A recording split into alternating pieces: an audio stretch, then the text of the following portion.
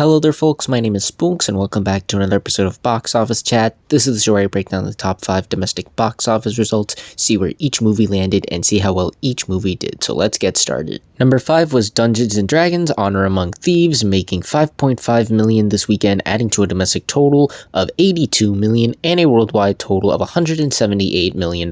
So the film was able to jump back into the top 5, which is quite impressive. It had the best hold in its entire theatrical run, just dropping 27%, which is very impressive given the competition and the fact that it's losing a lot of screens right now due to the wide variety of movies hitting theaters right now. I think word of mouth is slightly helping it a little bit as it inches to the $100 million milestone domestically and the $200 million milestone worldwide. We'll see if it has enough juice in the tank to get to those milestones. I think it'll get closer to $200 million worldwide than $100 million domestically, but again, we'll see how it goes. And yeah, the film is still doing better than I think what most people thought it would initially from the trailers and initial response to them before all the buzz started to spur out about the movie. But unfortunately, this still is not where the movie needs to be.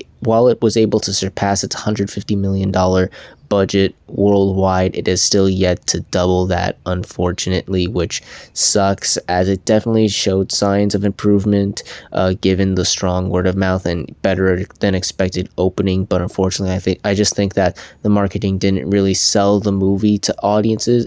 They definitely promoted it, they got the word out, but they didn't quite sell it strongly enough to the audience. And I think given the release, especially the movie that came out very soon after this movie did, stole a lot of this movie's thunder, unfortunately. So hopefully it finds some success on streaming or at home on demand as well. Not terrible. This is not a disaster. It's not a Shazam or any means by that. Again, it's still doing a bit better than expected. It's still not enough to qualify for a box office success, unfortunately. But hey, at least it was able to surpass its initial budget and exceed some expectations at the very least. Number 4 was, funny enough, John Wick Chapter 4, making $5.8 million this weekend, adding to a domestic total of $168 million and a worldwide total of $361 million.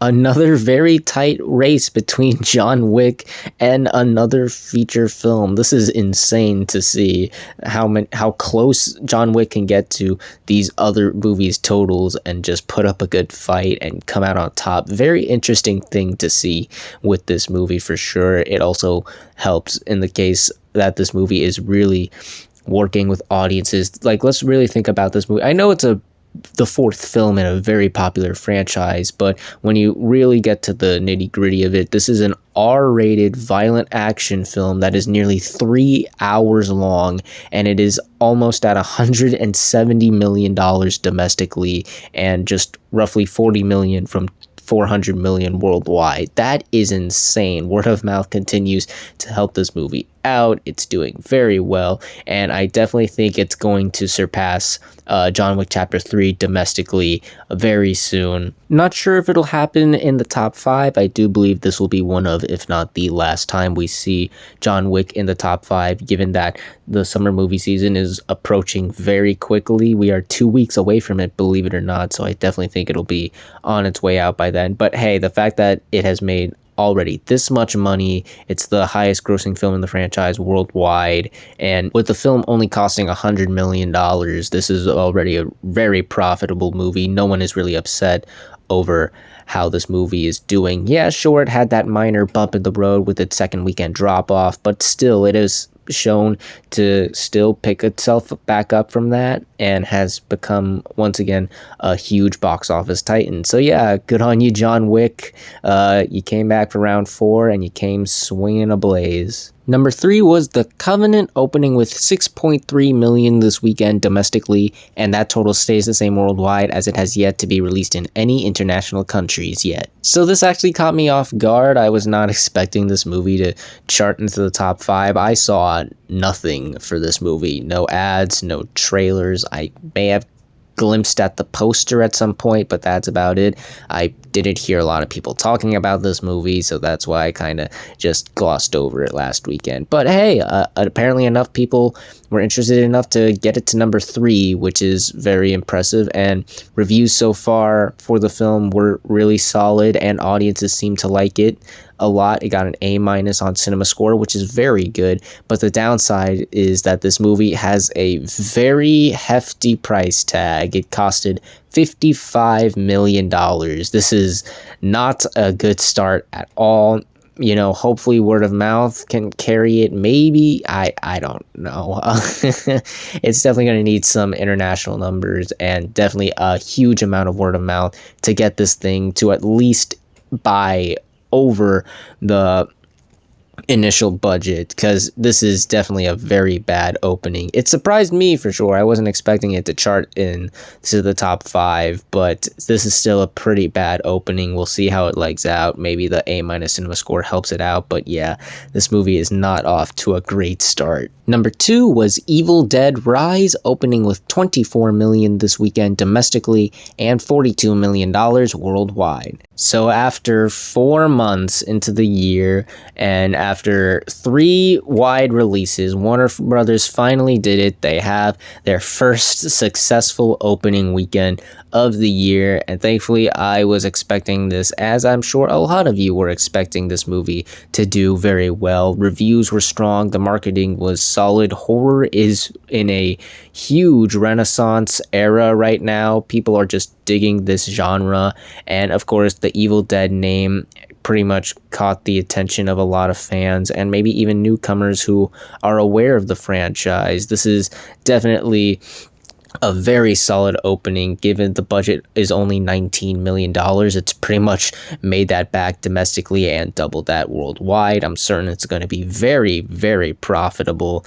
In terms of horror films this year, this is the 3rd biggest opening weekend of the year, topping The Pope's Exorcist and Knock at the Cabin, but sitting behind Megan and Scream 6. But even so, this is a very impressive opening. It actually got very close to these two, the prior to opening, with it just roughly $6 million away from Megan's opening and roughly $20 million away from Scream 6's opening back in March. And given that it's the only major wide horror film out right now until, I believe, The Boogeyman, though I could be wrong, someone can let me know in the comments, I think this movie will probably be able to stand out from everything else and maybe even leg out better. Of course, the second weekend drop-off is going to be a big factor into this, but hey, Scream 6 also had a pretty significant drop-off, and that film did just fine, and I'm assuming this film will do just fine as well. So yes, once again, Warner Brothers, congratulations. You have your first successful opening weekend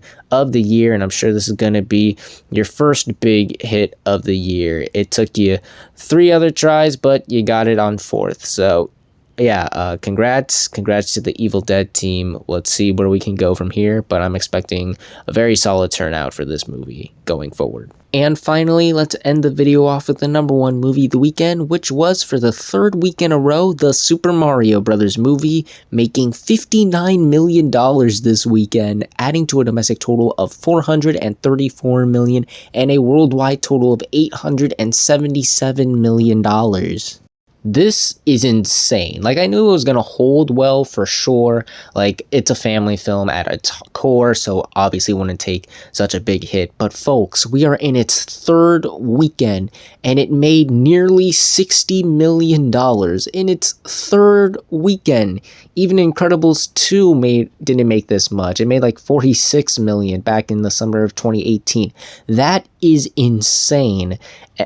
Once again, the word of mouth is just incredibly strong with this movie. This is the movie of the moment right now. Everyone is going to see this, and it's reaping the rewards. It is just doing so well right now. Again, it's the biggest movie of the year domestically and worldwide for a reason. Audiences are just digging the hell out of this movie, and because of that, of course, this is the biggest video game movie of all time, both domestically and worldwide, but also it is Illumination's biggest movie However, domestically, it still has ways of going before it surpasses Minions' $1 billion worldwide, but it'll get there. But back to the domestic side, it was able to surpass Despicable Me 2, The Secret Life of Pets, and Minions: The Rise of Gru's entire domestic run, all of them, which is outstanding.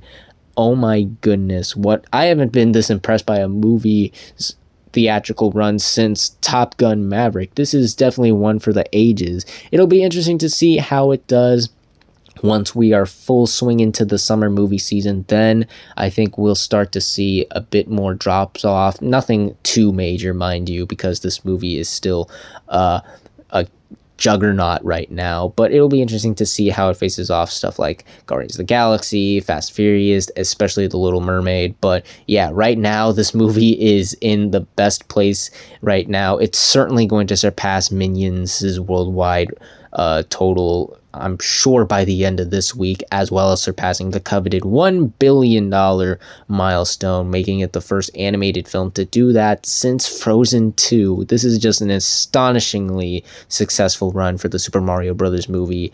I am just flabbergasted in the best ways possible. Oh my goodness, what a run. And those were the top 5 domestic box office results for this weekend, but we're not quite done yet as we've got another week ahead of us and new movies hitting theaters. And this weekend we have 2 new wide releases, the first being Big George Foreman. This is, of course, a biopic about who else? George Foreman and his story about being a wrestler.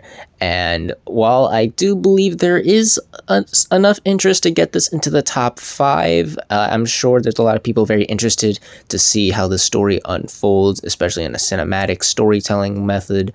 I do believe this will turn out less like Elvis from last year and more like I Want to Dance with Somebody from last year, because the marketing hasn't been the best. I haven't seen a whole lot of promotion for it. The buzz isn't quite there either. I'm not hearing anybody really talking about this movie, getting the word out. So yeah, while I think it will make enough to crack the top 5, I'm not expecting a very impressive opening for this movie, unfortunately. Then the other big wide release is Are You There, God? It's Me, Margaret. This is, of course, based off of the best-selling, widely acclaimed book of the same name by Judy Blume, and initially, I didn't have the biggest expectations for it. I wasn't really seeing how this movie could be really successful, but then they did something similar to Dungeons & Dragons and held some early access showings, and that's when I started to see the buzz increase a bit as reviews from critics also started coming out around this time, and